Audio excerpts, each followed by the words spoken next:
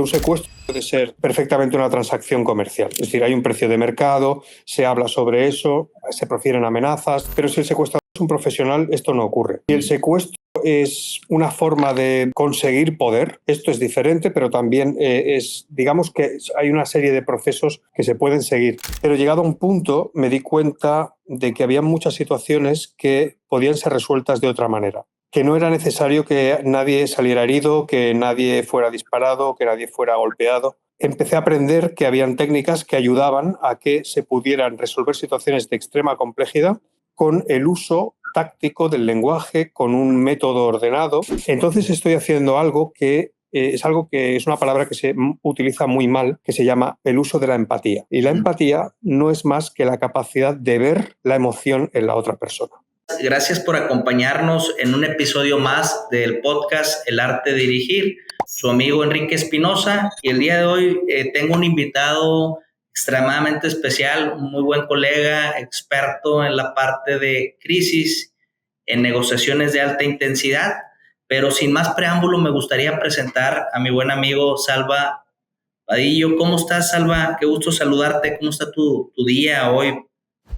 Muy bien, Enrique. Muchísimas gracias. Con muchas ganas de hablar contigo. No, gracias y por tomarte el tiempo también para grabar este episodio y platicar de los secretos de los negociadores de crisis. Pero algo que platicábamos por acá, Salva, y un servidor, ahora sí que offline, otras bambalinas detrás de cámaras, era cómo llevar la parte de la negociación o esas capacidades de los negociadores de crisis en situaciones de alta intensidad hacia las organizaciones, ¿no? Entonces, cómo los CEOs, cómo los directores ejecutivos pueden tomar mejores decisiones si conocen bien esta ruta, ¿no? Entonces, de esto estaremos platicando el día de hoy. Y si me lo permites, Salva, pues arrancamos este episodio que promete traer bastantes secretos a la luz. Adelante. Gracias, Salva. Bueno, pues primero me gustaría, porque te comentaba que a mí me gusta mucho toda esta parte de la negociación. Tiempo atrás, pues en la parte, yo crecí con la ruta de auditor, en la parte de control interno, entonces siempre era entrevistar gente y creo que eso a mí me dio capacidades importantes para poder negociar. El saber entrevistar, el saber hablar, el ser empático, el hacer rapport, te da unas habilidades impresionantes que ahora me están sirviendo a mí ahora con la consultoría que llevo. Y con esto quisiera arrancar y preguntarte a ti, Salva, ¿cómo te hiciste negociador? ¿Y qué es ser un negociador? Porque también a lo mejor cuando hablamos de negociador se entiende como que una persona que negocia o hace un trueque, un cambio de una cosa por otra, pero en palabras tuyas como experto, ¿qué es negociador y cómo te hiciste negociador? Un negociador, desde que Logan Convalbert, que es el líder de mi equipo, hizo este pequeño cambio. Él era negociador de incidentes críticos en las fuerzas especiales francesas y negociaba con atrincherados, secuestros y demás. Luego pasó al sector privado y en el sector privado también negociaba secuestros. En países donde hay conflicto, pues algunos directivos eran secuestrados. Entonces él negociaba esto para algunas empresas y de repente un día uno de los CEO de una compañía le dijo, oye, ¿y no podrías ayudarme con estas técnicas en un tema que tengo muy importante con los proveedores? Y él dijo, ¿por qué no? Vamos a probarlo. Y sí, efectivamente fue un éxito y desde ahí, digamos que podemos decir que él creó lo que es la negociación profesional, el negociador profesional. Alguien que viene con una metodología muy estudiada, muy sistemática y muy eficiente y la lleva al mundo de la empresa desde digamos que las situaciones más complejas y críticas que se puedan vivir. Muy, muy interesante. Y, por ejemplo, ¿cómo fue tu ruta? ¿En qué momento dijo Salva, oye, fue que te llegó el destino? Porque a muchos de nosotros, yo era contador público de carrera y luego me metí a la parte de auditoría, entrevisté muchos casos de éxito, muchos aprendizajes, muchas mejoras todo el tiempo. Pero en tu caso, ¿cómo fue esa ruta? ¿En qué momento dices, oye, este es mi camino, esto es lo que me gusta? Porque no es sencillo, no sé si sea para todos o si sea algo que obviamente es parte de mucha formación, de mucho entrenamiento. ¿Cómo fue tu ruta para llegar ahí, Salva? Bueno, yo serví en los cuerpos y fuerzas de seguridad del Estado y tuve experiencias realmente críticas en mi trabajo. El uso yo era bastante experto en el uso del combate cuerpo a cuerpo, con lo cual, cuando aquí en España se dice que cuando eres un martillo, todo lo que ves son clavos. Entonces toda mi habilidad era resolver con violencia, por lo tanto resolvía con violencia. Pero llegado a un punto me di cuenta de que había muchas situaciones que podían ser resueltas de otra manera, que no era necesario que nadie saliera herido, que nadie fuera disparado, que nadie fuera golpeado. Y empecé a aprender que habían técnicas que ayudaban a que se pudieran resolver situaciones de extrema complejidad con el uso táctico del lenguaje, con un método ordenado, y empecé a investigar sobre las técnicas del FBI, sobre diferentes cuerpos especiales en todo el mundo, y finalmente llegué a aprender las técnicas y empezar a utilizarlas en mi trabajo diario. Con los años, Logan Convalbert y yo hablamos, y entonces él quiso reclutarme para su equipo, y ahora mismo soy un orgulloso miembro de Trusted Agency.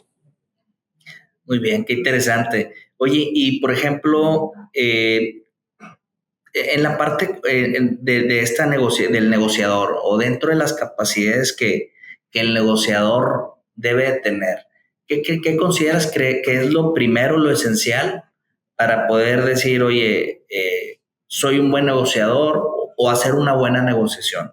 ¿Qué es lo primero cuál es la base, por así decirlo? Es una muy buena pregunta, porque además es complicada. Yo creo que la mejor base es el hecho de ser capaz de gestionar muy bien las emociones, de ser capaz de poner los ojos en el objetivo y de separar al problema de la persona. Esa parte es primordial. Sin olvidar los aspectos técnicos, que también son importantes. Pero esta base yo creo que es muy, muy importante, porque en estas situaciones, tanto si es en una situación de crisis donde te amenazan de muerte o donde cualquier otra barbaridad, pero también en negociaciones en empresas y comerciales, te encuentras en situaciones donde realmente hay muchísima tensión y donde la cosa se convierte en algo personal. Entonces, el saber manejar estas emociones es muy importante, y también es muy importante tener lo que se llama perspectiva. Es decir, hay una cosa que es la percepción, que es lo que nosotros tenemos. Nosotros percibimos el mundo, tenemos 5 sentidos y tenemos una sola parte de córtex, que es la que analiza y filtra toda esa información sensorial.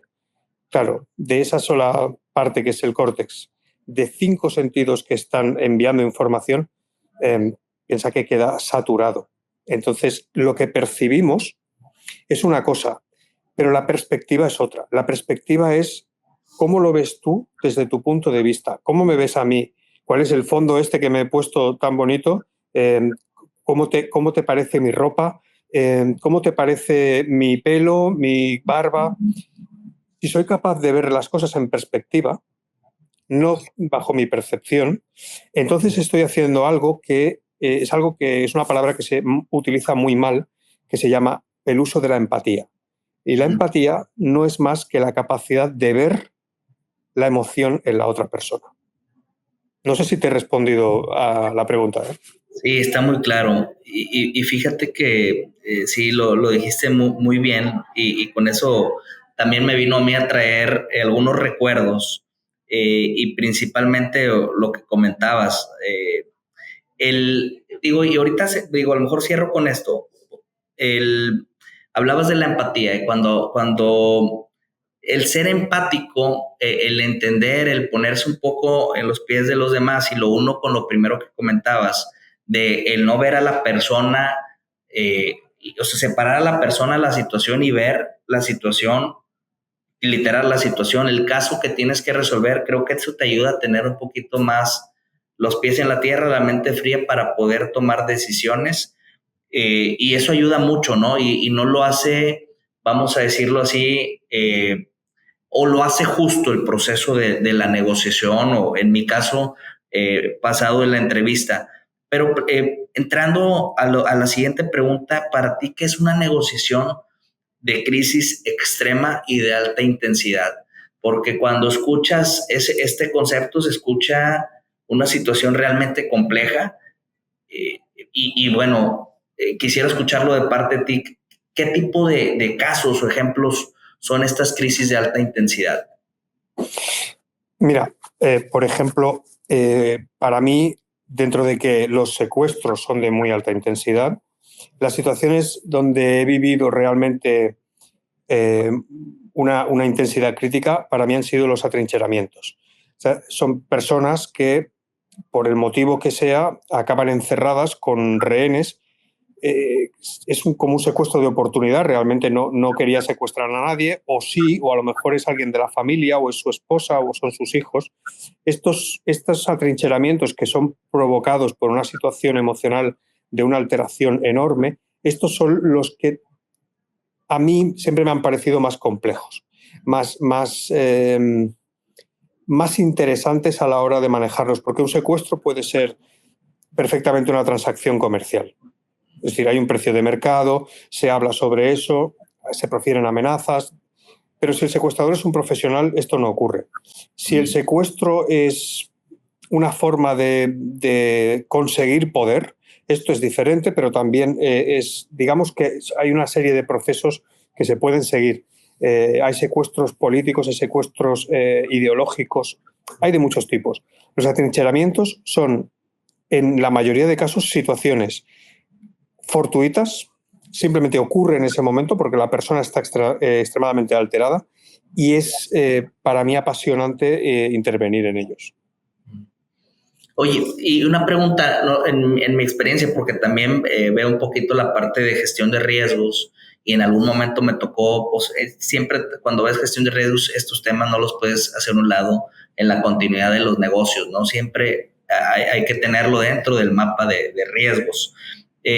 Pero, y luego más acá en Latinoamérica, pues con el índice delictivo, cada vez el tema de seguridad se pone más desafiante, entonces es importante luego pensar fuera de la caja y ver escenarios realmente complejos. Pero cuando me ha tocado conocer o participar desde lejos en el tema de estos famosos secuestros express, y corrígeme si lo estoy traduciendo de la manera correcta, obviamente a otro nivel, no es grupal ni mucho menos, pero es un secuestro express que no estaba planeado secuestrar a la persona, pero se dio el momento, tiempo y lugar, ¿no?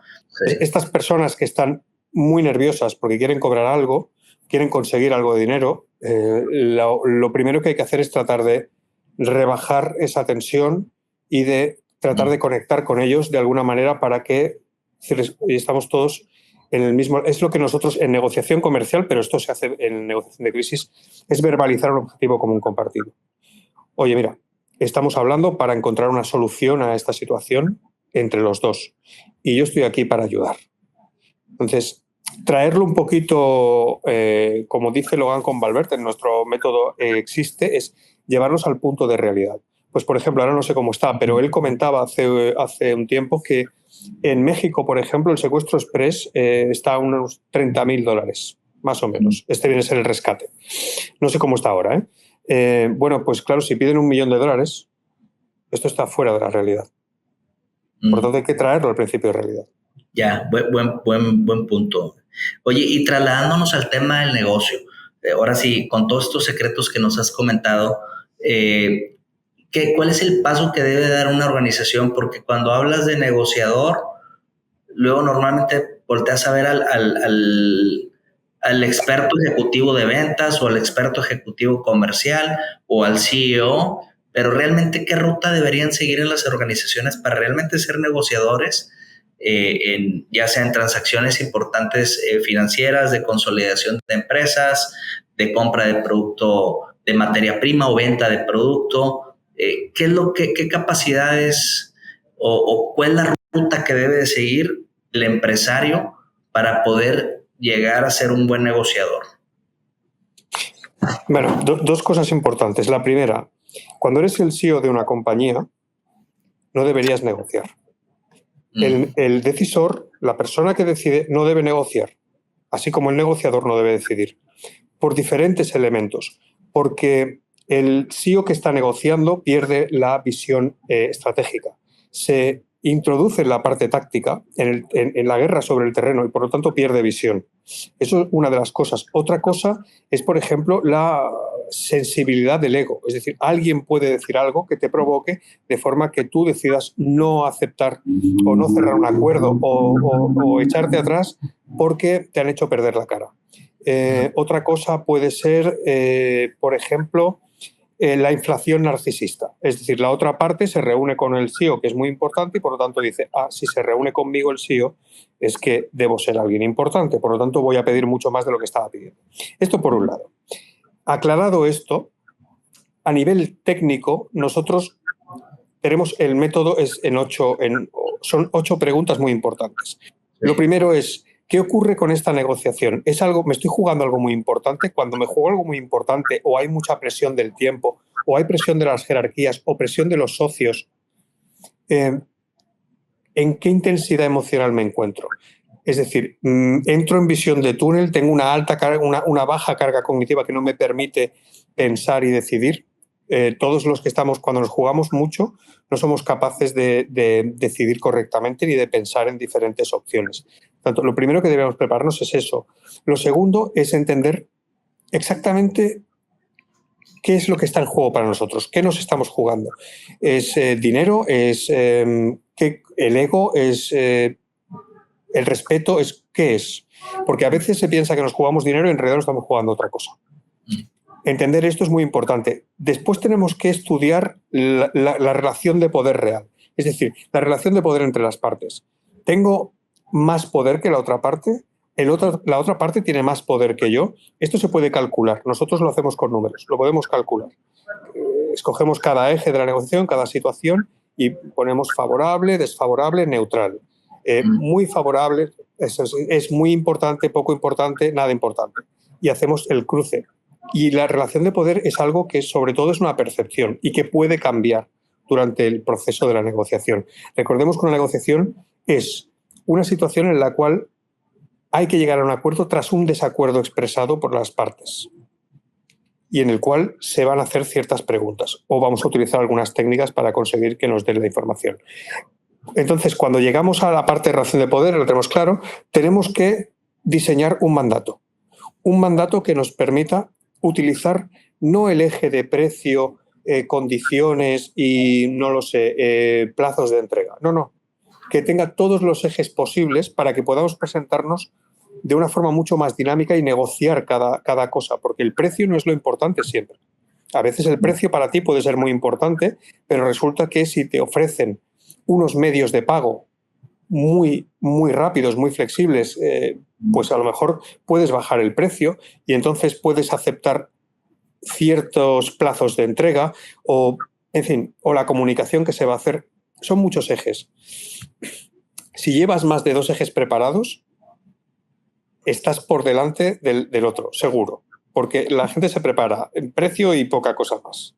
Una vez hecho esto, tenemos que entender cuál es el interés adverso, es decir, qué es lo que realmente, cuál es la necesidad fundamental que necesita satisfacer la otra parte, el por qué está pidiendo las cosas. ¿Por qué pide lo que pide? No la posición. La posición es, quiero $1.000.000. La necesidad que necesita satisfacer puede ser otra cosa distinta. Puede ser un hijo enfermo.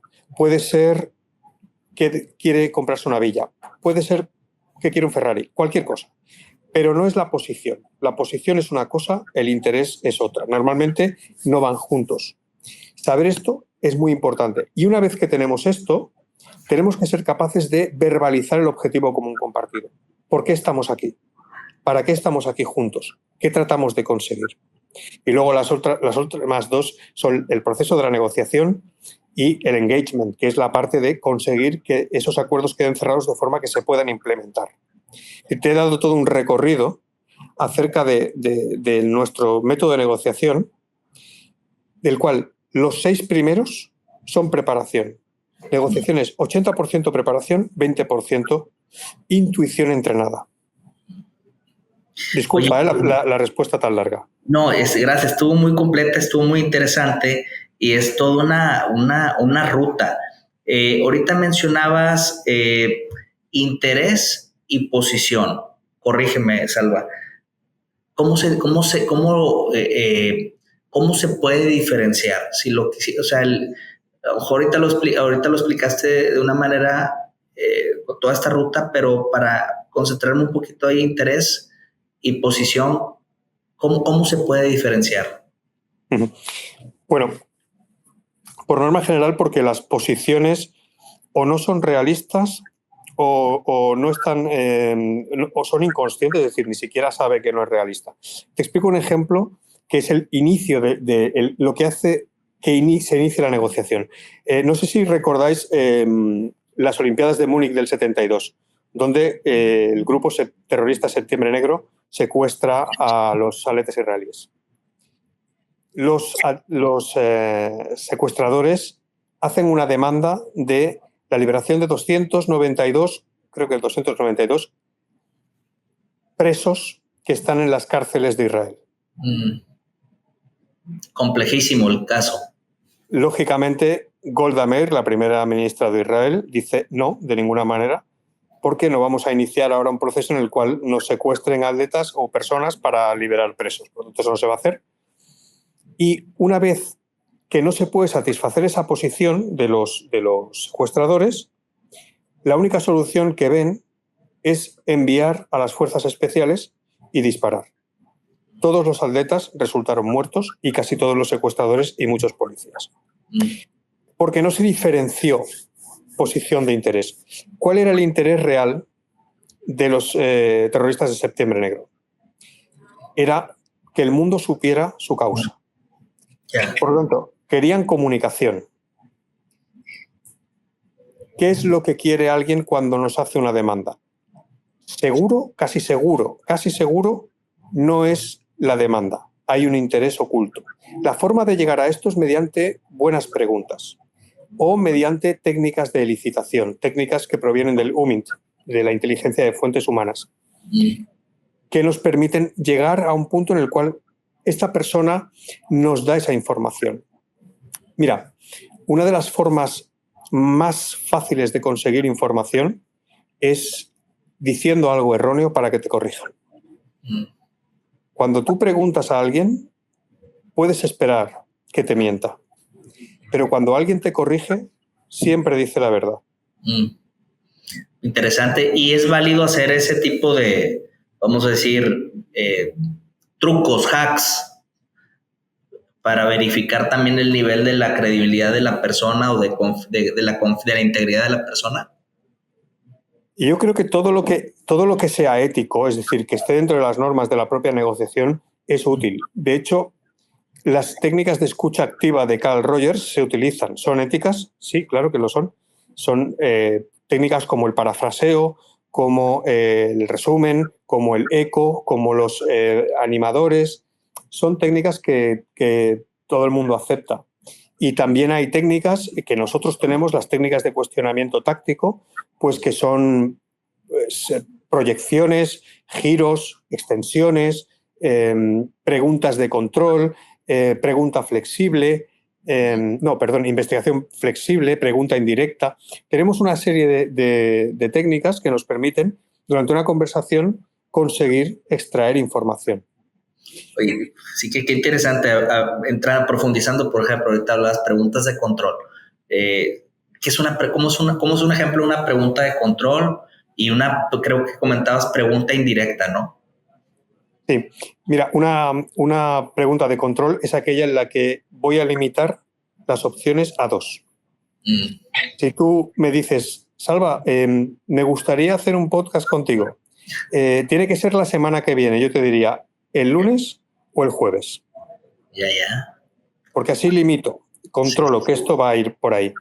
La pregunta indirecta es muy interesante. Además, me encanta que hayas escogido esta porque a mí me gusta especialmente, porque es muy sencilla, pero ayuda muchísimo. Cuando tú le preguntas a alguien, por ejemplo, ¿puedo ayudarte? ¿Puedes ayudarme? Ok. ¿En qué situación le pones? Pues le pones en una situación donde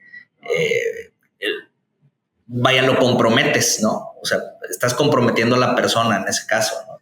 Sí. Si te dice que sí o si te dice que no, si te dice que sí, pues ya lo comprometiste a algo que seguramente no tenía planeado. Si te dice que no, posiblemente él va a pensar que su reputación o lo que pienses de él, pues va a cambiar, ¿no? En ti. Claro. Además, es una pregunta cerrada, con lo cual te puede decir sí o no. Sí. En cambio, si yo digo, Enrique, me pregunto si puedes ayudarme. ¿Cómo suena esto? Suena más amigable. Me pongo en la situación del niño y te pongo a ti encima. Y digo, me pregunto si puedes ayudarme. Y además es abierta, con lo cual me puedes decir, bueno, claro, depende de... Me puedes dar explicaciones. Pero sobre todo desde una posición en la que tú controlas, que yo te he dado la posibilidad de controlar, no te he puesto en un compromiso. Por ejemplo. Y luego las proyecciones son aquellas que empiezan por sí o y sí. No sé, un ejemplo claro es con un atrincherado al cual se le dice, dice, no, no voy a salir. Y tú, bueno, de acuerdo, yo estoy aquí para ayudar, quiero saber qué ha pasado, necesito saber qué ha pasado para poder ayudarte. Si estuviéramos tomando un café en el bar de la esquina, ¿cómo me lo explicarías? Le acabo de poner la cabeza en la posible salida. De no salir, su cerebro acaba de aceptar, si me empieza a hablar, que podría salir, a pesar de que no.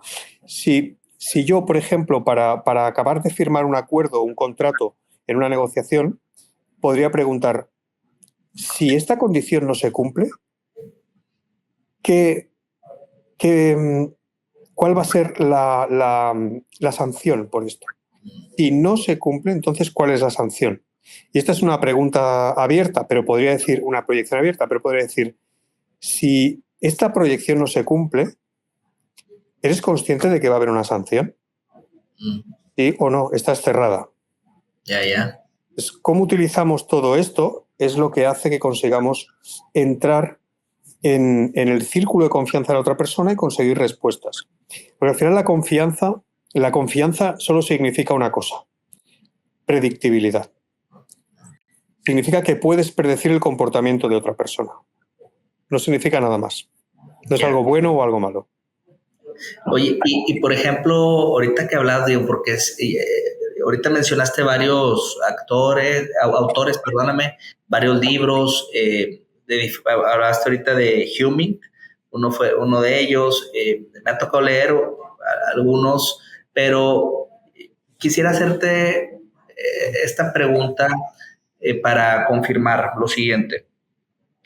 El tema de ser empático, y ahorita platicas un poquito de empatía, pero el ser empático le ayuda a un negociador, o la empatía no existe porque tú ya vas preparado. ¿Cómo juega la empatía dentro de la negociación? Pregunta muy importante, creo que es clave, porque una cosa que no se es nunca es empático. Empático no se es. No se es, pero porque la empatía se usa.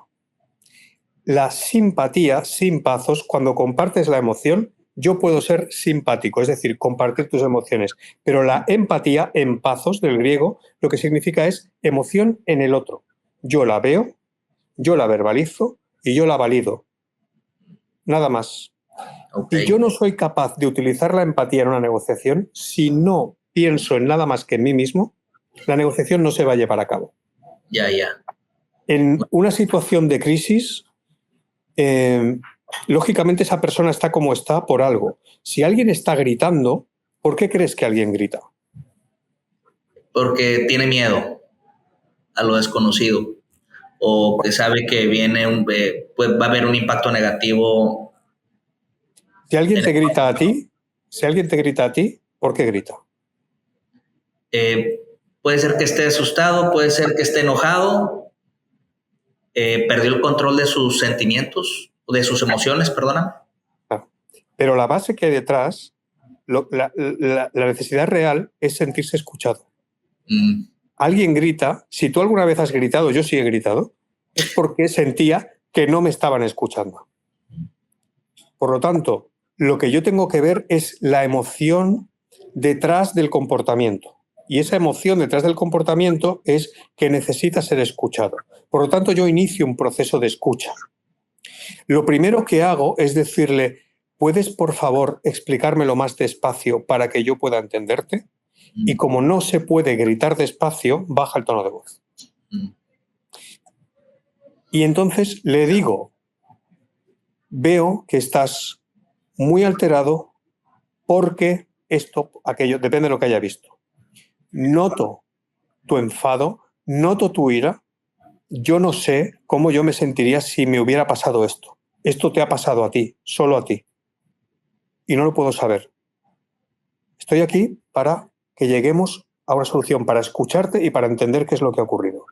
Y esto me permite que él vaya rebajando poco a poco, o ella, y poder iniciar un proceso que equilibra la emoción con la razón.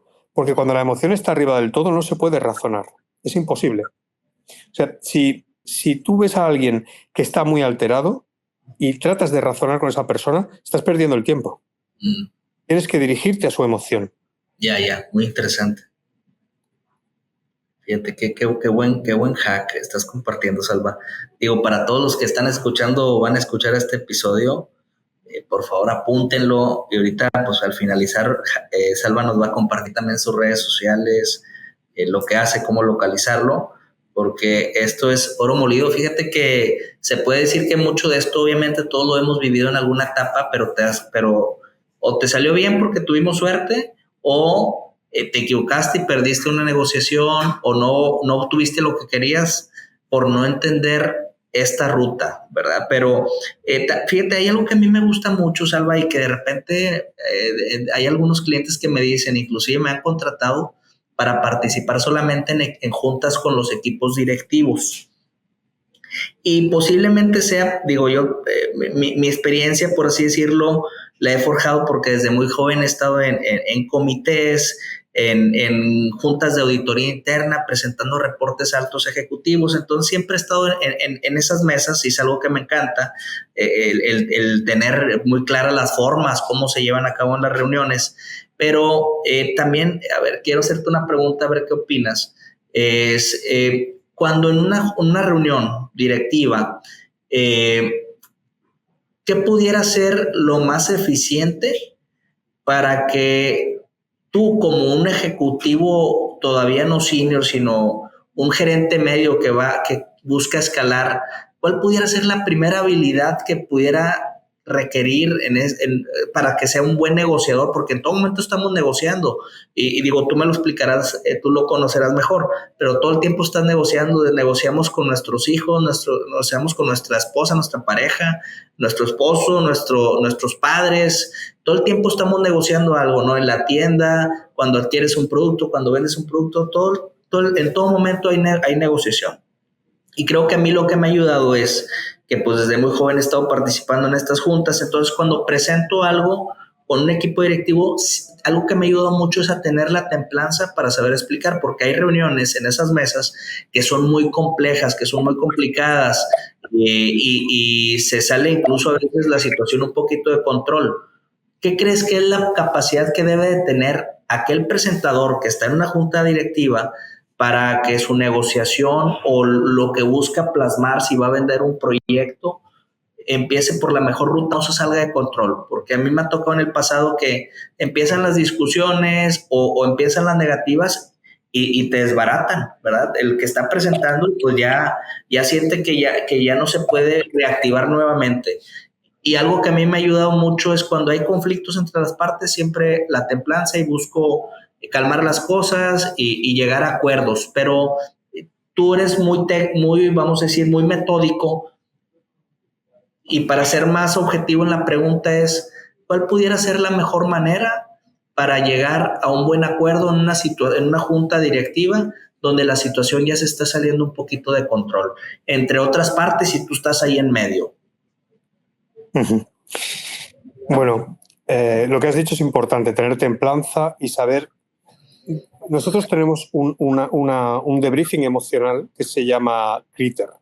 Y en este debriefing emocional, la E significa envite, lo que está en juego. Si estoy centrado en lo que está en juego, tengo que manejar la situación, no me queda otro remedio. Tengo las competencias, tengo los recursos internos. El tiempo es un factor de presión, no lo es. Necesito saber cuál es el interés adverso, necesito saber varias cosas. Entonces, muy importante, yo cuando me gusta mucho hacer algo que es lo que llamamos desactivar dispositivos explosivos emocionales improvisados. Es decir, de repente la gente puede pensar algo sobre ti. Y tú vas pensando, seguramente esta persona de la Junta piensa de mí algo malo. Entonces, en lugar de presentarme simplemente y tratar de que eso no se vea, sí, lo que le digo es, Enrique, sé que piensas que vengo aquí a venderte algo que no tiene ninguna utilidad para ti. ¿Crees que estoy robando tu tiempo y que te lo estoy haciendo perder? Y me callo. Es posible que él haga así y se calle. No pasa nada. Siempre él ya ha recibido el mensaje. Se está desactivando esa emoción. Y después, para mí muy importante, insisto, en la O de Hermione es objetivo común compartido. ¿Por qué estamos aquí y para qué estamos aquí? Yo en los secuestros, por ejemplo, se pide una prueba de vida. ¿Y cómo se pide? No se pide demuéstrame, o sea, no se pide que te lo demuestre porque entonces le debes algo. Se le pregunta, ¿cómo sé que está vivo? Ok. Pues en los negocios, mi pregunta es, cuando voy a una reunión es, ¿por qué estoy aquí? La pregunta por qué, esa es la única vez que utilizo la pregunta por qué, porque la pregunta por qué es muy intrusiva. La pregunta por qué genera la necesidad de justificarse a las personas y eso no gusta. Entonces, en lugar de preguntar por qué, la mayoría de las veces pregunta ¿qué hace qué? Que es una pregunta abierta que va a ir muy bien. Pero en este caso concreto, ¿por qué estoy aquí? Fíjate que sí, lo acabas de decir muy bien y con eso se me viene a la mente. Estoy leyendo un libro que se llama La eficacia ejecutiva y te habla sobre, fíjate, está muy interesante esto. Hacen un estudio sobre diferentes ejecutivos que han tenido éxito y revisan si o hacen ese estudio para validar cuál es ese común de estos ejecutivos, ¿no? Algo que quebraron o que sacaron a luz y dijeron, oye, no necesariamente un ejecutivo que tiene éxito es empático. A veces hay ejecutivos que no son empáticos y tienen éxito. O hay ejecutivos que son más pasivos y aún así tienen éxito. No necesariamente tienen que ser proactivos o etcétera, pero tienen éxito. Entonces, dentro de estas 10, vamos a decir, reglas comunes que tienen los ejecutivos con éxito, la primera es que siempre se preguntan ¿para qué estamos aquí? ¿Verdad? Entonces va alineado lo que tú ahorita estás comentando, o sea, la pregunta es ¿para qué estamos aquí? Es la primera. A ver, ¿para qué estamos aquí? Vamos a iniciar una reunión para resolver un problema y lo primero que preguntan es, a ver, ¿para qué estamos aquí? La segunda que se preguntan es ¿qué es lo mejor para la empresa? ¿Verdad? Oye, bueno, ya identificamos que pues nos va a doler aquí y va a doler acá y vamos a afectar acá, pero ¿qué es lo mejor para la empresa? No para ti como parte de la empresa o para ti como un área de la empresa, sino realmente para la organización, no en lo personal, ¿qué es lo mejor para la organización? Y en base a eso siguen tomando las demás decisiones, ¿verdad? Pero fíjate cómo alineó muy bien lo que tú ahorita atinadamente estabas comentando, Salva. Oye, y por ejemplo, hace rato platicamos de la primera capacidad. Si pudieras tú recomendar 3, vamos a decir, prácticas que deben de estar haciendo los negociadores para madurar en su negociación en el día a día, hablando de empresas, aquí en las corporaciones, porque algo que comentaste muy atinadamente hoy, el CEO no lo mandes a negociar. Y ahí me diste a mí una claridad del por qué y creo que estuvo muy interesante el saber eso, ¿no? Porque muchas veces ves, oye, el CEO de qué es lo que tiene que ser, aparte de la estrategia de más, oye, asegurar pero nunca escuchas que debe estar negociando. El CEO nunca lo en su perfil nunca se habla de que está negociando, siempre se está visionando, está asegurando, pero no negociando, y eso lo tradujiste muy bien. Pero ¿cuáles pudieran ser como tus 3 recomendaciones para ser un mejor negociador dentro de la iniciativa privada? Lo más importante, una de las cosas más importantes es saber escuchar. ¿Por qué? Porque es muy difícil escuchar a la gente.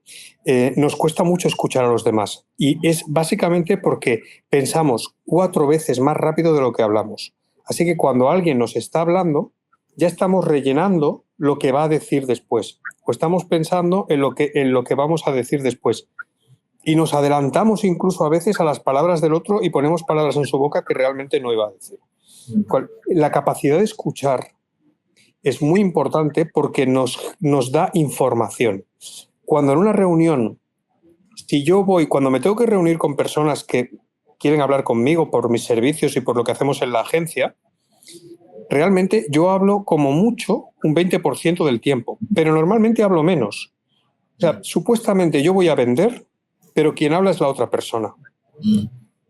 Procuro que eso sea siempre así. Escuchar, recabar información y luego utilizar esa información de forma correcta. Otra cosa importante que un negociador debe hacer es tener una higiene emocional muy importante. Y eso se consigue alimentándose correctamente. No quiero decir que haya que comer solo verdura o que no. Come lo que quieras, pero come en el momento que tienes que comer. Duerme lo correcto, haz deporte si es posible. No tomes antes de la reunión. Eso es muy importante. No tomar para tener la mente clara. Sí. A no ser que negocies con chinos. Si negocias con chinos vas a tener que tomar. ¿Sí? Obligatoriamente. Y después, tener muy en cuenta una ley universal de la negociación. Es un pecado no llegar a un buen acuerdo y también es un pecado llegar a un mal acuerdo. Por eso nosotros recomendamos estudiar la negociación como una habilidad clave en sí, no como una habilidad blanda, no como una soft skill, es una key skill. Sí. No cualquiera puede negociar, es decir, cualquiera puede negociar, pero se necesita un trabajo. Y mira, tengo que decir que muchas veces, yo he leído también muchos libros sobre negociación, leo cualquier cosa porque es importante para mí estar al día. Sí, claro. La mayoría de veces te dicen qué, pero no te dicen cómo. Totalmente de acuerdo. A mí me parece que te expliquen el BATNA, por ejemplo. BATNA, sopa, sí, muy bien, pero ¿cómo? Pero eso no te lo explica nadie. Solo te ponen el BATNA. Nosotros estamos firmemente comprometidos con explicar cómo se hace porque tenemos la experiencia en diferentes áreas de cómo se hace. El qué, ya lo sabes, es el cómo lo que nadie te cuenta.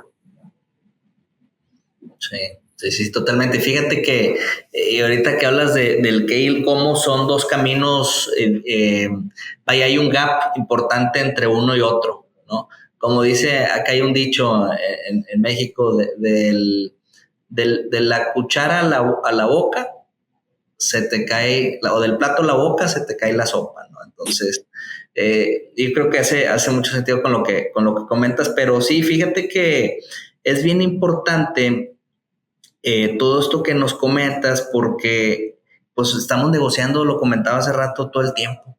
¿Sí?